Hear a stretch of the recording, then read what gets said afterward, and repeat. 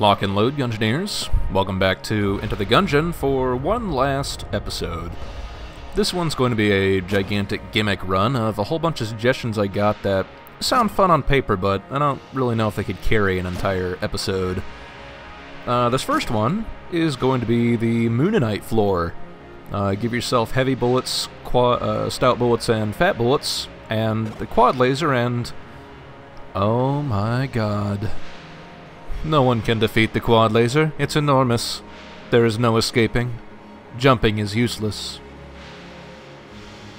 Of course, this could be improved. I mean, the only downside it has right now is that I have a lot of reload time. So this is also an opportunity to show off something else, the Cormorant transformation. So I've mentioned before that if you get all 4 pieces of the Gun Knight armor, you actually have a transformation. And I actually haven't done it honestly, and I probably never will. But by getting all 4 items, you turn into Cormorant. Your movement speed increases, you gain 3 points of curse, and you have no reload time.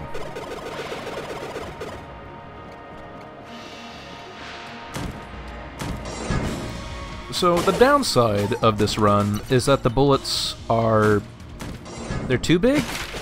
I mean, they'll collide on anything, including walls, and having them actually hit enemies, especially because the quad laser will disappear after hitting one enemy, becomes a dicey proposition.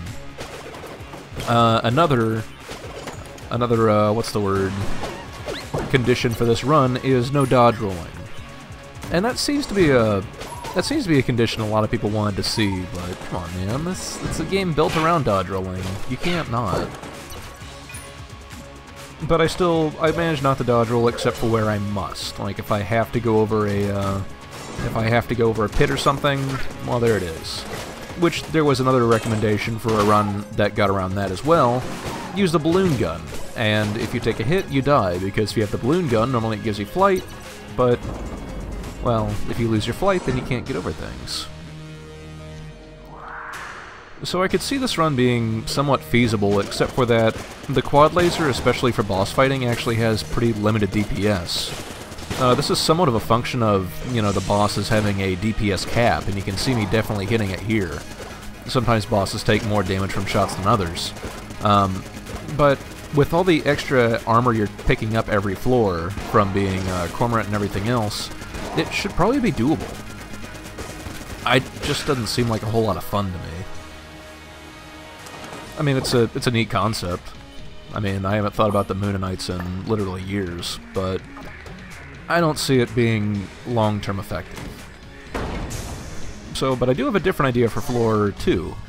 Somebody came up with the idea of a Beholster Run, which is give yourself all of the Beholster's weaponry, and then tape it all together.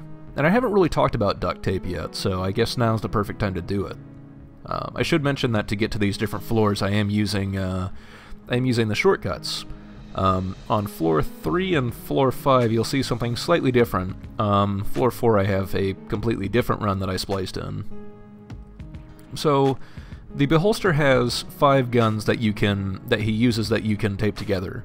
The Commando, the Machine Pistol, I have the Beholster, Void Marshal, and the M1911. And the way duct tape works is you start out with duct tape on the weapon that you want to tape onto something else, and then you end with duct tape on the weapon that you want to be the final weapon.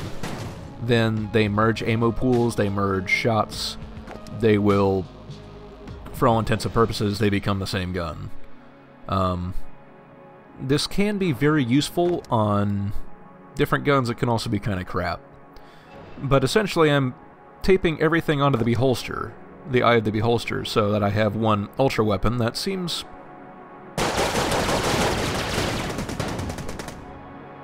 effective.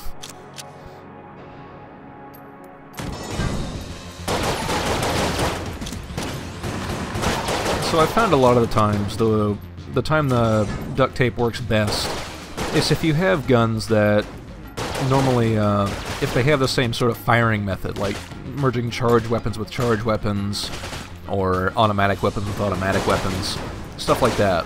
Otherwise you can run into some, if you're using a charged weapon with anything else, you can run into some awkward usage, and it may not be as effective as it could be. And at the end of the video, I am finally going to get that damn 5th Master Round, the all 5 Master Round runs from the boss rush, by showing off the most overpowered duct tape combination in the game. And it's one that I've actually gotten while playing normally, and it's great. But yeah, this is another idea for a run, was the Beholster Run, and obviously it's give yourself ammo as needed, because essentially you've only got one gun. And if this runs out of ammo, which it's going to, because every time you fire, you're spending at least 5 bullets. So, you know, the entire, the ammo pool there is going to be a little misleading, because you are using a lot more ammo than it will display.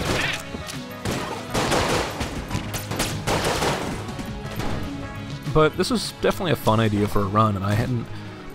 Duct tape is something that you unlock from Professor Gupton, and I haven't had a chance to really show it off because I haven't unlocked it, and it's a little hard to use when you do unlock it.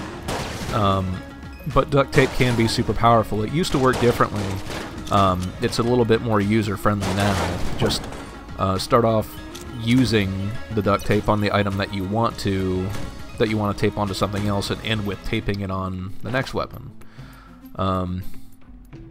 It used to be it mattered what position the gun was in your queue.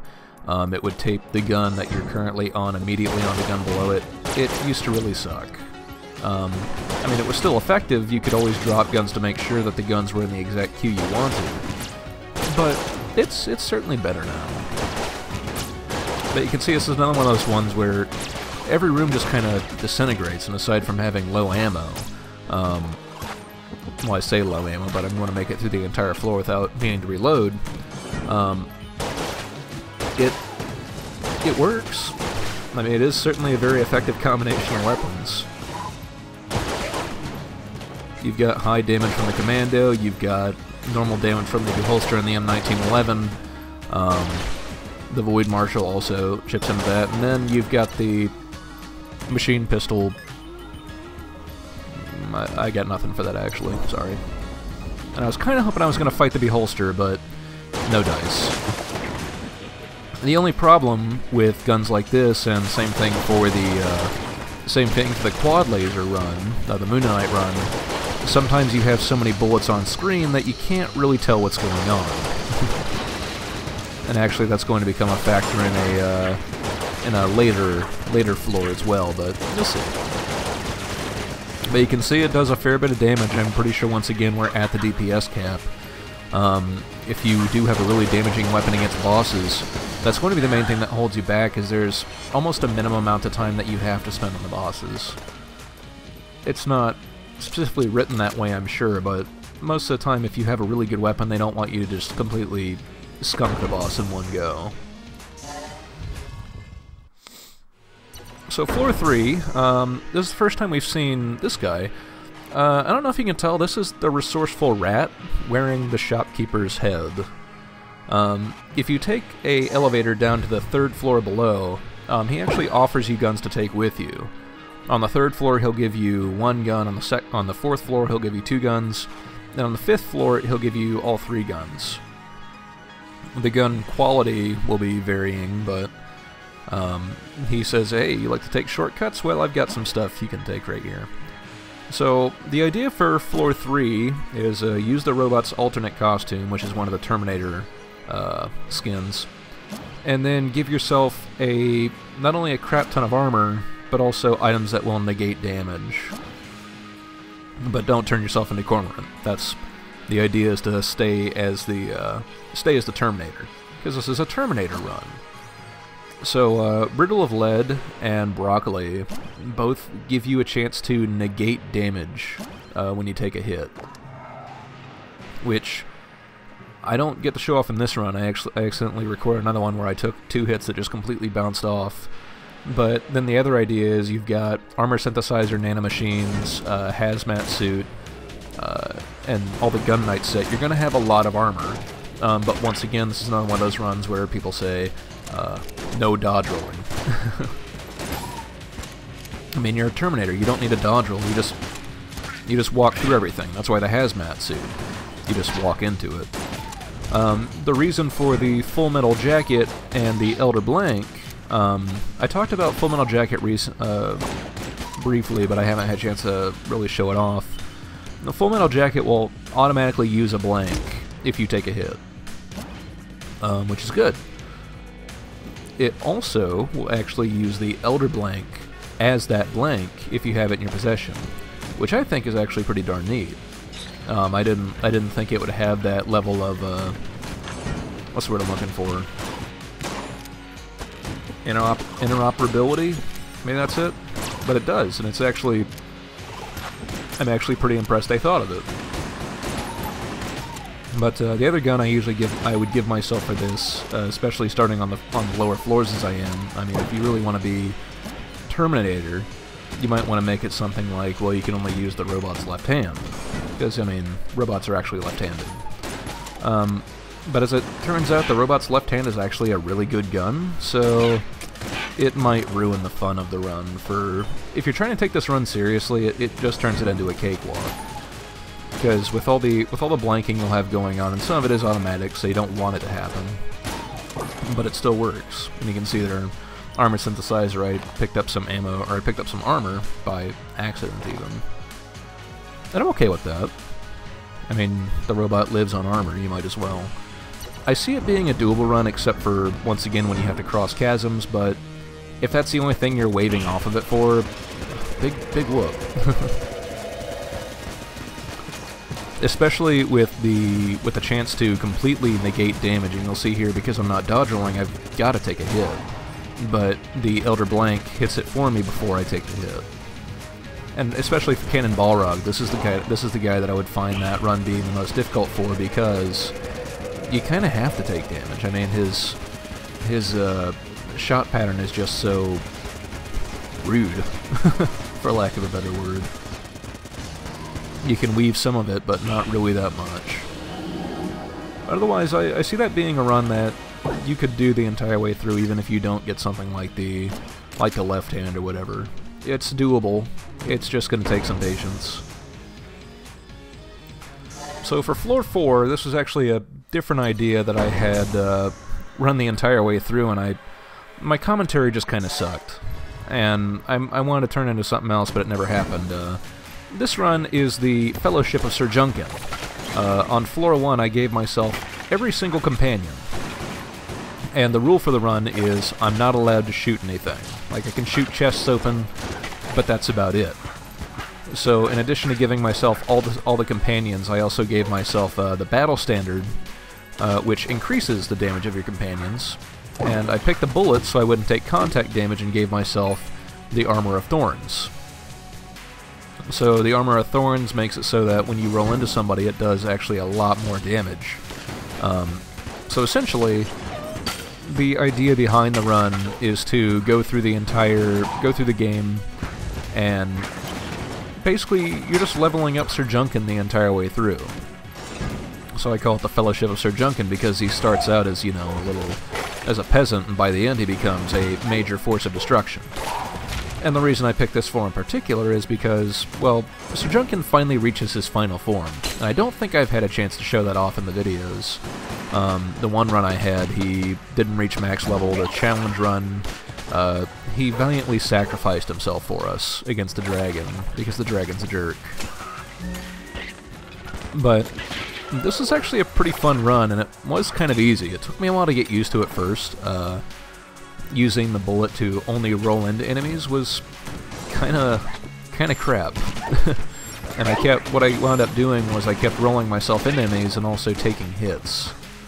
So it took me a while to just kind of realize, well, maybe you just need to sit back a bit. I mean, you've got these companions, why not let them do their jobs? Because, as it turns out, the companions are really good at killing everything. Rooms like this are ones where you're probably going to want to sit back, because you are otherwise just going to take a lot of hits if you try to get in the mix of things. And that's the other reason I kind of scrapped this video.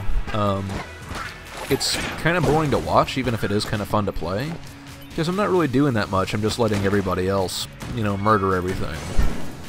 The idea I did have for it to try and make it interesting was have commentary with a couple people and pretending like I'm DMing a game and narrating what's going on. But it didn't quite pan out. This is the run where I finally found the sorceress. So if you were wondering where that episode went, this is it. Excuse me, I got getting a little frog in my throat after talking for 15 minutes straight.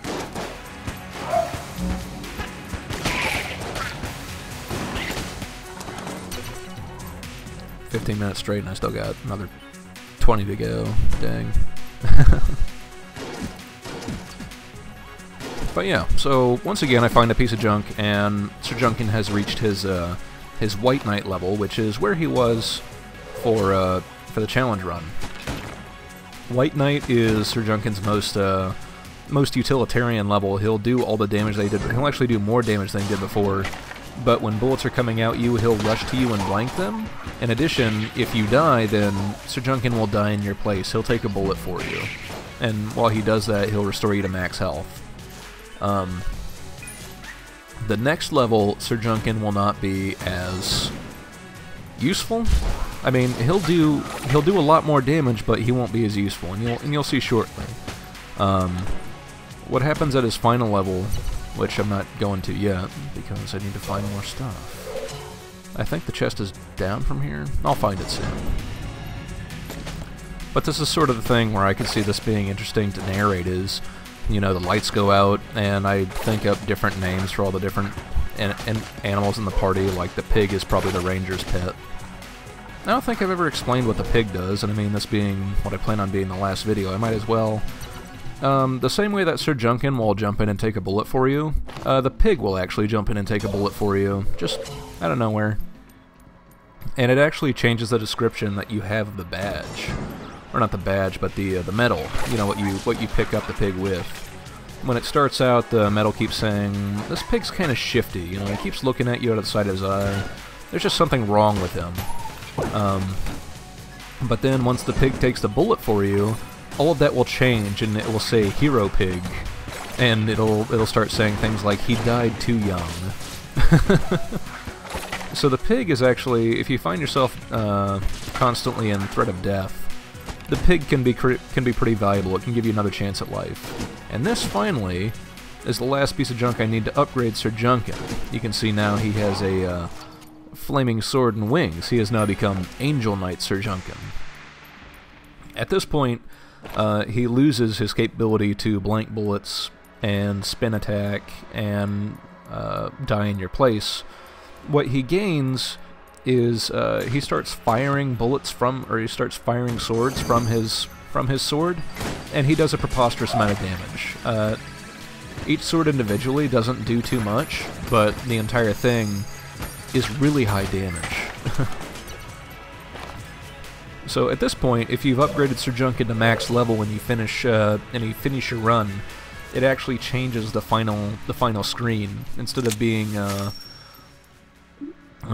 something like, oh, it shows the bullets in the pile of ashes like you killed the Lich, it'll instead show Sir Junkan will be front and center, you know, wielding his flaming sword, and your character will be just in the very background in the top right corner, just giving a quick thumbs up, because really Sir Junkan has carried this run. And I really thought this might be a run where I was going to get all 5 master rounds, but you'll see. Unfortunately, the High Priest is still a giant jerk. And you can see he's still taking damage from something, but I'm not sure what. Maybe chickens flying everywhere? Tough to say. But I figured I should use the knife shield because, well, it'll give me the blank companion's ring and everything else. But I still managed to take a bullet in the back. And at this point, I'm just kind of... The way the bullets fly out of the walls on the High Priest is just completely and insanely rude as hell. I really don't like the High Priest because the bullets come out of nowhere. But I mean, we've had that discussion, so no need to beat that dead horse. So, and I should talk about Floor 5 as well. I'm actually doing 2 different gimmicks for Floor 5. You can see here we've got the got the shopkeeper again, and he's giving me all 3 weapons, and he's just a little... it's creepy. But the idea for Floor 5 is to actually show off 2 gimmicks, one of which is the Crown of Guns and the Remote Bullets. So the entire idea behind Crown of Guns is it fires bullets in every single direction, and Remote Bullets will track towards your cursor. So if you have, you know, many bullets coming out of everywhere, and you can actually direct them, well, this becomes a bit more of a potent force for destruction.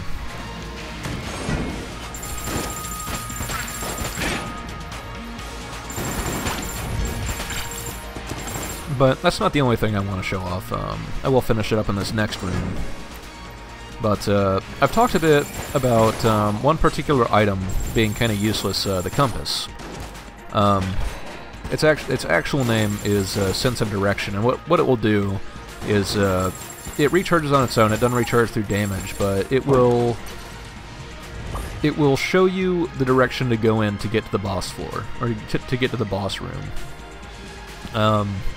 But like I said, it recharges on its own, so it actually has a pretty unique synergy. So the ring of triggers makes it so that whenever you use an item, it fires off bullets in pretty much every single direction, and it doesn't cost anything. And then the railgun, it's a railgun. It fires... yeah, that's what happens when you use the compass with the ring of triggers and the railgun.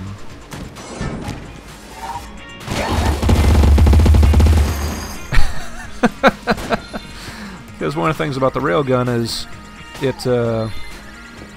it'll bounce off walls, and you know, obviously the biggest thing that makes that not so overpowered is, you know, it's got only a single shot, it's got long reload time, but when all of your bullets just bounce off of everything, well, this suddenly becomes a lot funnier.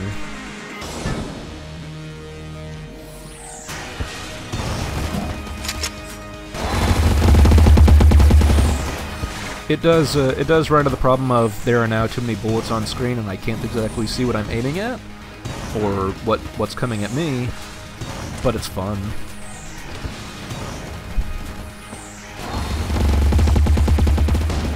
I'm not entirely sure if the railgun shots will try to home in on enemies. I don't think they do.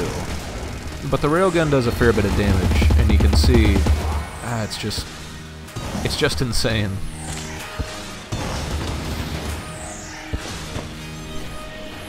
Even if I am taking damage, I mean, at this point it's not something I'm taking seriously. But I do have another idea for bullet hell. I just gotta show off, you know, one or two last big shots of the entire room turns into light. And this was another idea. I think the run idea originally mentioned the big shooty gun, but this is a combo that I've never actually put together. The ring of triggers, whenever I've got it, usually maybe my active use item sucks or something like that. But I've heard people talk about doing something like this, and it's fun. It really is. I mean, just being able to walk into a room and use something that just completely turns the room into sparks and death is fun. So if you're looking for something different to try, you might as well give that a shot.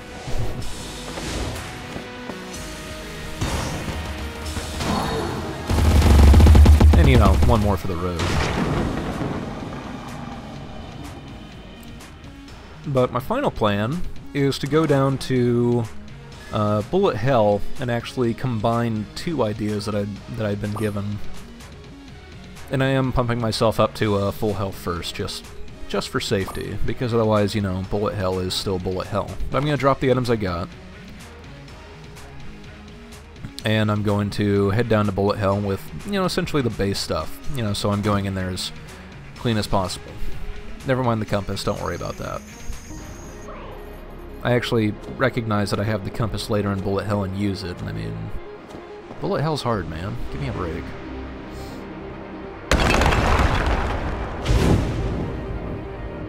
So, The idea for bullet hell, and I've seen this one crop up a few times, is give yourself... It's actually a combination of two challenges. One is give yourself every kind of bullet and only use your starting pistol. Which it's going to take a while to get through because this game has a lot of bullets. Like, as I keep typing these out, just... This game has a lot of passive bullets that you will hit. And I actually had these on a notepad on my other screen where I'm sitting here typing out scattershot, irradiated, hot lead. It's a lot. And I think the one type of bullets that I didn't give myself were remote bullets because there's going to be too much crap going on the screen for me to keep track of where my cursor is, honestly. I'm trying to think of what bullets that we haven't seen yet that I might need to explain. Magic bullets have a chance of turning enemies into chickens, kind of like the witch pistol or the hexagon. Zombie bullets will... I think sometimes they'll redirect towards another enemy. I don't remember what zombie bullets do. Flak bullets will split into smaller bullets. Gilded bullets, the more what's the word? The more ammo, the more casings you have, the more damage you do. Chaos bullets will randomly be another one of these kinds of bullets. But the other challenge that I'm taking part in is give yourself all the Guon stones. So I'm giving myself all the Guon stones except for the glass Guon stones. And I realize, as I give myself all these stones, I'm now being circled by the Chaos Emeralds, and I've turned into Hyper Hunter.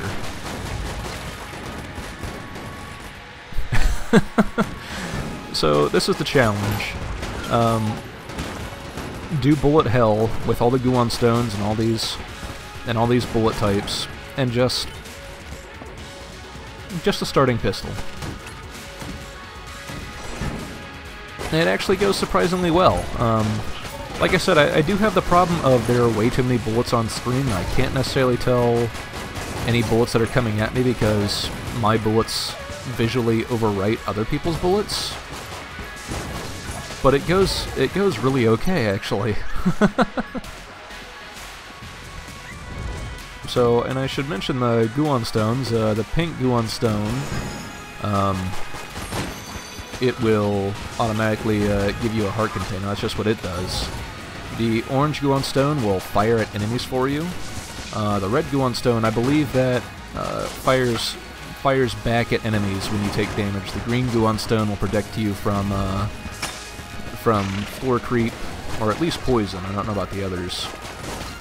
And the blue Guon stone, when you take a hit, it will excuse me.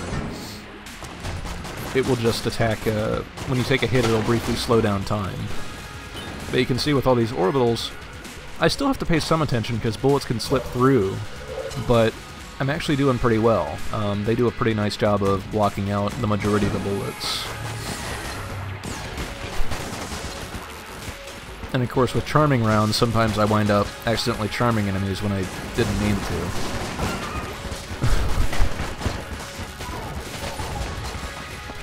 And of course, having silver bullets, sometimes the random cursed enemy that shows up in bullet hell doesn't really stand a chance.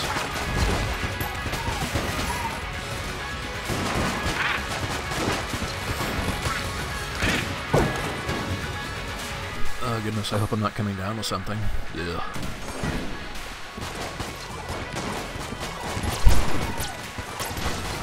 But this room in particular is one that caught me a little off guard because I do take a clip from a jammed enemy just because there's too much crap on screen. I mean, this is an interesting run and one I could see possibly being entertaining for a while, but I don't know. It seems too easy, and that sort of thing with a lot of these run ideas is once you have the ability to kind of pick your synergies or stuff like that, it's not really a challenge.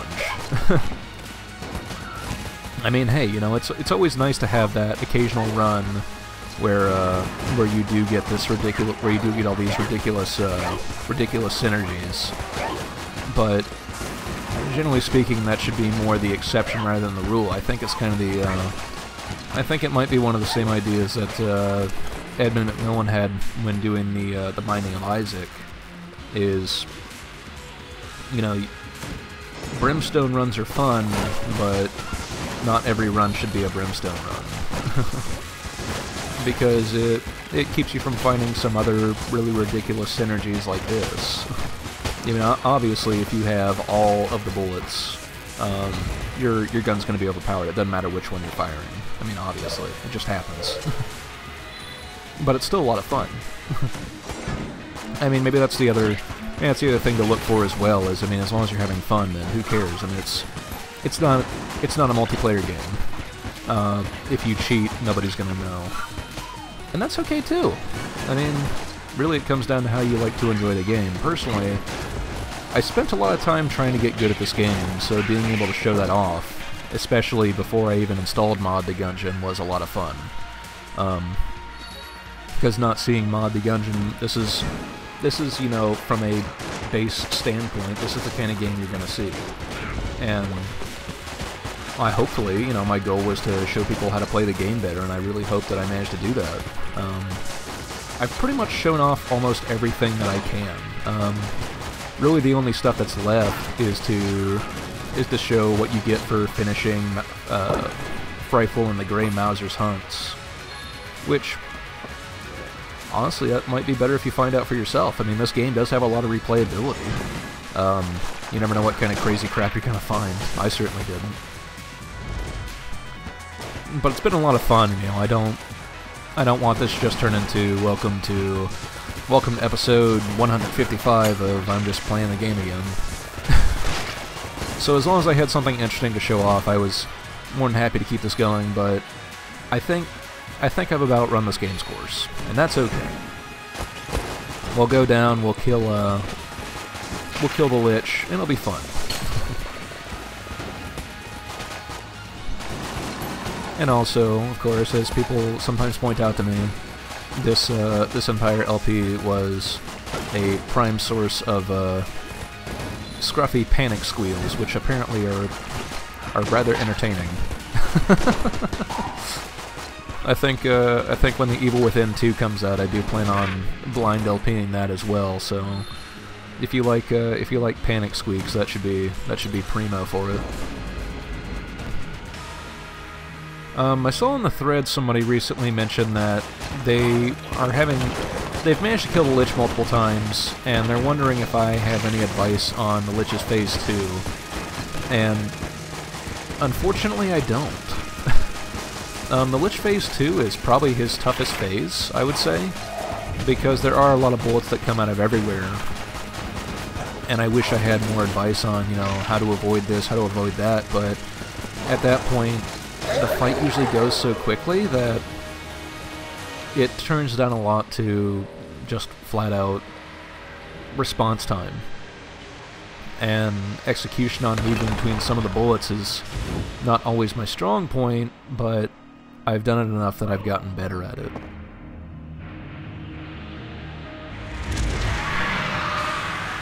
The only things I can think of that come to mind, you know, I kind of get lucky at the start here when he shoots out his initial little snake waves of bullets. You know, the bullets are just going in so many different directions at once that it's A, hard to predict, and I always get hit on this particular pattern. I think the way I want to treat it like Wallmonger's little wall of bullets while he spits fire down the center. But I think the bullets, unless you have a dodge upgrade, are just a little bit too long in a line to allow you to do that. But I really feel like Phase 2 is sort of the damage race, as far as the Lich goes. Phase 1, you're okay with, just play safe. Phase 2 is a damage race because you're pretty much going to take damage. And then Phase 3, once again, you just have to be cautious, because there's going to be bullets everywhere, and you can see this is another time where all the bullets being on screen kind of bites me in the butt, because I'm having trouble seeing all the bullets here. Sometimes his stuff will fly in a certain pattern that I can tell where I'm at. But then, and then you have stuff like this. I mean, you can obviously tell where you need to be. The bullets flash. You just have to vaguely make sure your cursor is on them. But for stuff where the bullets fly everywhere, it becomes a little more dicey. One last angry bullet just bouncing off.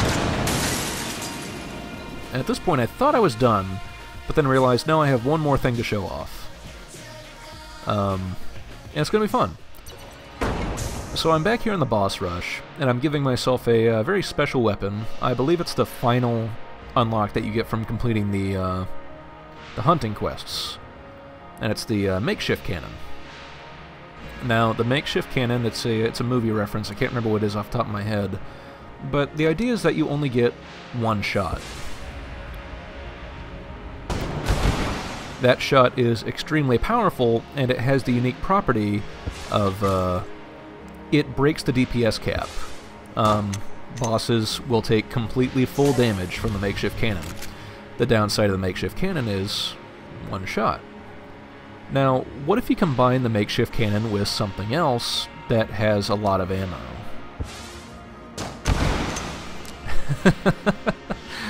And as I mentioned, I actually got this combination once, legitimately.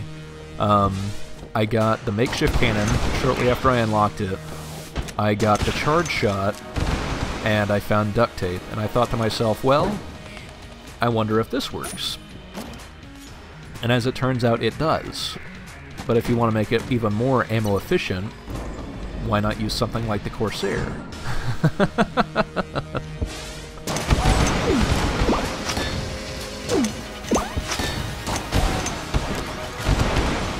So, and I mentioned that the Makeshift cannon breaks the DPS cap, and hopefully you can see that here where I'm killing bosses in 1 and 2 shots. Because you remember watching like the Quad Laser Run, the Mooninite Run. The Quad Laser actually does a lot of damage, but because the bosses can only take damage so quickly, well, you'll never get to tell exactly how much damage you're doing. The Makeshift cannon completely sees its way around that, so the rest of this video is just going to be sort of me stomping on bosses.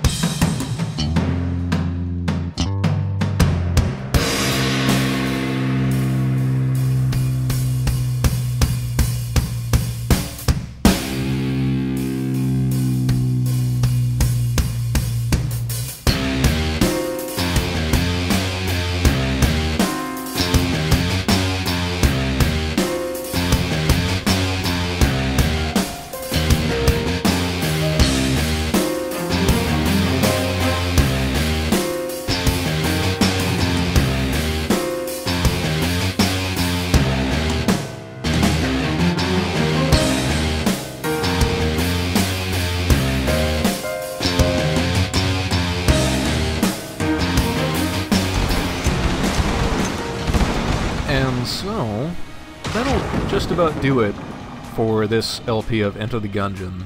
I hope you've had a lot of fun. I know I did. I hope you've learned the things that you wanted to learn, and I hope that this helps you be better at the game, which is the entire point behind this entire LP, was to help people get better at the game. But I hope you had fun. I know I did, but I mean, the game's run its course. There's not a whole lot more that I can add to it, and that's perfectly okay. Please stay tuned for my next project. Until next time, aim true.